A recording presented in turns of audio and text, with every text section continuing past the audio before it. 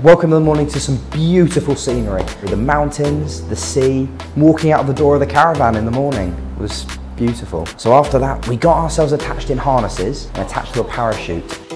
And then suddenly you're 500 meters in the air. You're looking out over the whole of Hualien. It was scary. Don't get me wrong, it was scary, but it was high. Whoa, it was so high. Because of the bungee jumping, I think I got over my fear of heights a little bit. Oh, it was amazing.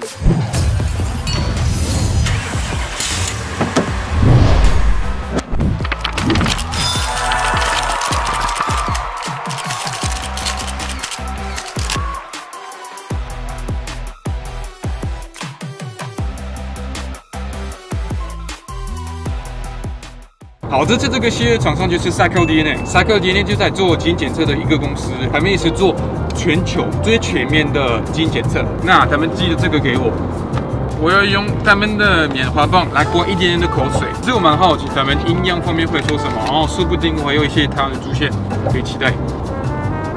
就把它放在这个东西里面。OK， 那现在就可以寄回去了。然后过了一段时间，我会直接在我的 APP 收到我的报告。 好，过了18天，我的报告终于出来了。我们现在可以看500多个项目，20个类型。我要跟大家分享我的基因里面有哪些秘密呢？好，第一个呢，我觉得最重要的是这个，对我不能吃太油，这个其实我就知道，也不能吃太咸。哦，我的味蕾就是很棒的味蕾，所以呢，我就很适合拍美食节目嘛。我听说他们会帮你检查很多病，哦，像癌症风险很多呢。 肺症啊什么的，因为我的妈妈她其实得了蛮多癌症，所以甲状腺的癌症我不会有风险诶，我妈妈得过，所以其实我蛮担心这个本来，可是好像没有诶。好，那我现在也想看一下我来自哪里，因为他们也会帮你查你的族群构成。然后呢，你们知道吗？有很多人说我是假的法国人，我就不像法国人这个法国人，我可能是来自什么中东国家的一个法国人，我是100%欧洲人，100%，我是超白。 我超白。好，这个 Cycle DNA 的报告会直接到你的 APP 里面，然后这个我觉得算是一种对你健康的投资，因为你可以看你哪些东西比较风险，然后哪些东西你不能吃，哪些东西你要吃比较多，这些 Cycle DNA 的支持。我们继续看影片吧。After that, we got back into the car and we drove all the way up north. All right, Max. Last episode, we're back, you living in Taiwan, so we went back to Taiwan. But before we drop you back home, we're gonna have a last one dinner. And we're gonna have dinner in a supermarket. What? In a supermarket? From the outside, it looked like a banquet hall. We got out of the car, we walked inside. So this is your last night, yeah? Yep. Got unlimited budget. Unlimited budget. Unlimited budget. When we first go in, it looked like a supermarket, but this was not your ordinary Tesco's. So here we're in a hot pot restaurant. You had hot pot before? I love hot pot. But here it looks like a supermarket. So basically, yeah, you take your basket, you take your trolley, you do grocery shopping for your hot pot. You walk in and the first thing you see is tanks. Fish tanks full of king crab, lobster, some strange fish and sea creatures I've never seen before in my life. I have no idea what it is either. Oh, some penis looking fish, yeah, some weird looking fish. One of their biggest attraction, of course, is the king crab. And I looked at the tank of king crabs and went, let's go for one of these. Whoa. Oh, now I'm holding one. Whoa, look at it. Whoa. They're gonna go and weight it and come back with a price for us. So it's gonna be, what? It's gonna be 13K for a crab. But nothing is too expensive for a prince. Oh. We'll give you a hell of a dinner. This is the freshest seafood I've had in my life. Why not? Prince in Taiwan, you said, have whatever you want. And we got to pick up our normal vegetables. So like, as if you went in a supermarket, you've got the price, you've got everything you need, it's all packed, and you just choose whatever you like to put in your hot pot, indeed. The things you picked up and you put in your basket were going into a hot pot. It was mind-blowing, because normally in the UK, what you pick, you have to go home and spend hours cooking. Have you tried this? I have before. I've tried pig blood cake. I'm a big fan. I'm a big fan. Pick whatever you like, just, you know. Okay, yeah. As you go. Some Gaoli Thai, yeah. I'm gonna have to go for some of these. Ming Tian Tian. Yes, Ming Tian Tian. I love sea tomorrows. Those are mushrooms we do not have in the UK that I love. I love sea tomorrows. Gives you every type of vegetable you could possibly want. An absolute must-have for a hot pot. It's gonna be taro. How could you forget? We've got everything we needed in our supermarket trolleys, and we went and pushed it to the cashier. That is a full basket.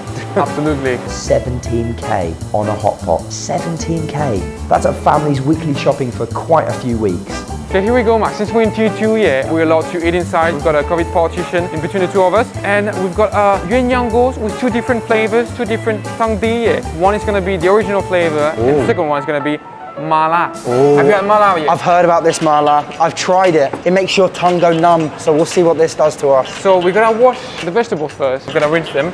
Yep.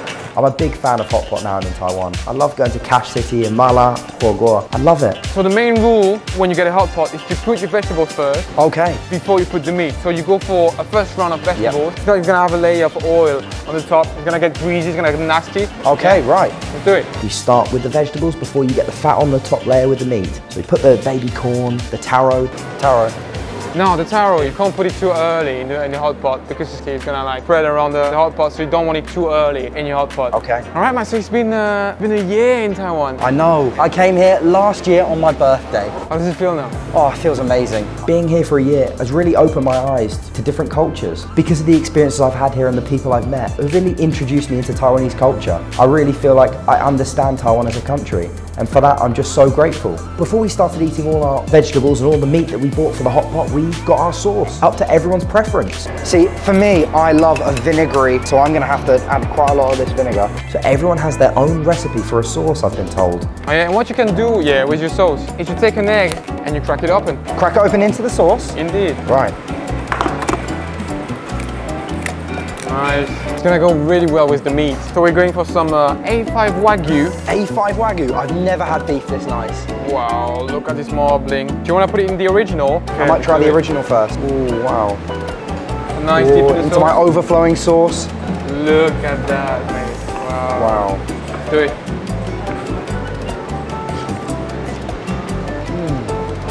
Nice. I've had way too much meat the last I've few days. eaten so much meat for the last few days. A whole pork. Shall we try the mala version? Let's go for it, yeah. We put the Wagyu beef into the mala for 10 seconds. It cooked in a flash. I like this one more, you know. I think it's got more flavour. It's just got that little bit of a kick at the end. So for me, my personal favourite was the mala. I'm a big fan of this mala, spicy, peppery heat. It fell apart in your mouth. The flavour from the sauce was amazing. Wow. It was delicious.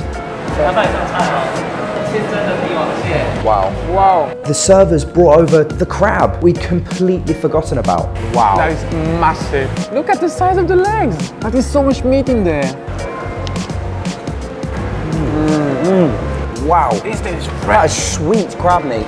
Oh, look at it. Whoa. We had a crab leg each. It was thick. That was delicious. That's even better. Even better. And what goes really well with mala as well.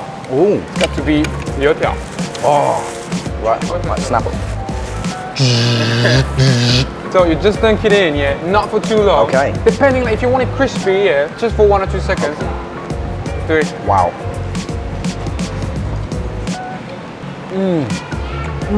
This has got a kick. This has got a kick. But it's nice. It's really nice. So tell me more about what you've been doing in Taiwan. So I've been studying Chinese for about 3 hours a day online, and at the same time I've been teaching. Although I've lived in Shanghai for 3 years, my stay in Shanghai when I was young was spent socializing with people that were Westerners as well, that were Americans, people from different countries. But being in Taiwan has really forced me out of my comfort zone, I would say. I mean, I came here and I hold my hands up. My Chinese was really bad, but I do think the more and more time I spent here, the more da-re-meis I've ordered at 7-Eleven. I think my Chinese has slowly become a bit better. Could you introduce yourself really quick in Chinese? 你好，我叫 Max， 我是英国人，我是21岁，我喜欢踢足球，还有我喜欢吃台湾食物。 Whoa. Yo, it's actually pretty fluent. Amazing, amazing. And I think not just my Chinese has improved while I've been here. I think for me the most important is I've learned how to communicate with people, because I can now get along with anyone and talk to anyone, even if my language skill is the bare minimum. I've really got Taiwan to thank for that. Is there anything you think you're gonna miss about Taiwan when you're back home? Oh, one of my favourite things about Taiwan, but it's the food. I'm gonna miss seafood.